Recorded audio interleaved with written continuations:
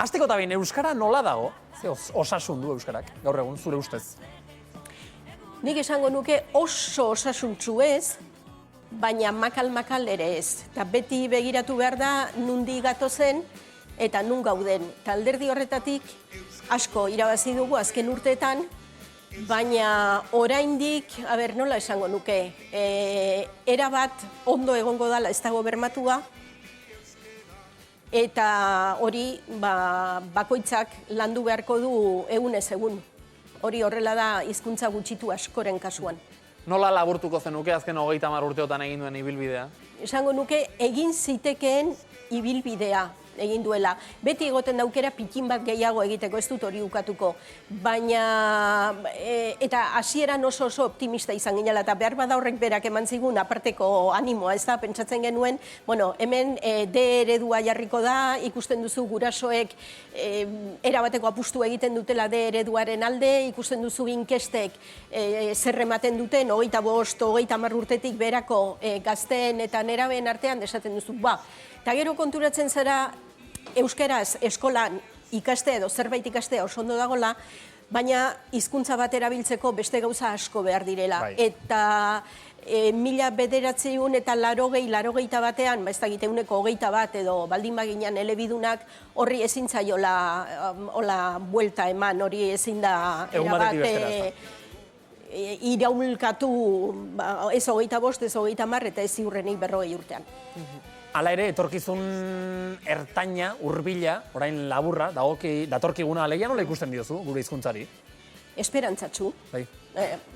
Argitzalak badaude ez da horremeste denbora Kiki Amonarri hemen izan zen dutela. Eta nik uste dut, garbi, berak behin baino gehiagotan esaten du, bide gurutze baten egon gara, eta nik uste du neurri batean ere bagaudela, baina baditugu elementuak pentsatzeko, bide egokia aukeratzen ari gerala bide gurutze horretan, eta begiratzen baldin badugu Euskara Unibertsitatean ez da sekula erabili izan. Gaur badira doktore tesiak euskeraz idazten direnak. Badago ETB bat eta beste kate batzuk euskeraz emititzen dutenak. Badugu administrazio bat bere gora bera guztiekin eta batez ere leku batzutan euskaraz neurri handi batean lan egiten duena eta jendea euskeraz, jendeari arreta euskeraz ematen diona. Baina egia da gero erabilera informalean errenxeago gabiltzala. Eta hori, hori da konpondu behar. Hor daukagu irabazteko, nola bete esan. Bai, eta behar bada oso hizkuntza eskolak ematen duen eredu akademiko estandar zurrun horretatik aldendu, eta beste modu bateko, hizkuntzarekin beste modu bateko jokoak egitekota. Zuek badakizu zein den Francisco Xabierkoa?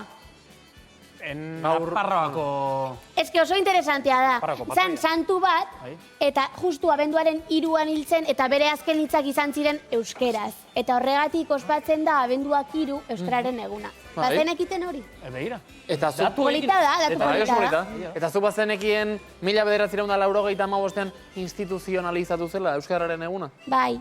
Bai? Esken jartzen du. Antza, Euskaltzaindiak eta Eusko Jaurlaritzak bat egin zutenean, gero 2005ean Nestor Basterretxeak alako simbolo identitate izaera edo mentzion, eta arrezkero, ospatzen da urtero, eta milaka, horixe festa eta ekintza antolatzen dira. Euskararen nazioarteko eguna. Nazioarteko eguna, garrantzitsua. Horrelako egunek balio dute zerbait eraginkorra dira, miren, zure ustez? Nik uste baietz.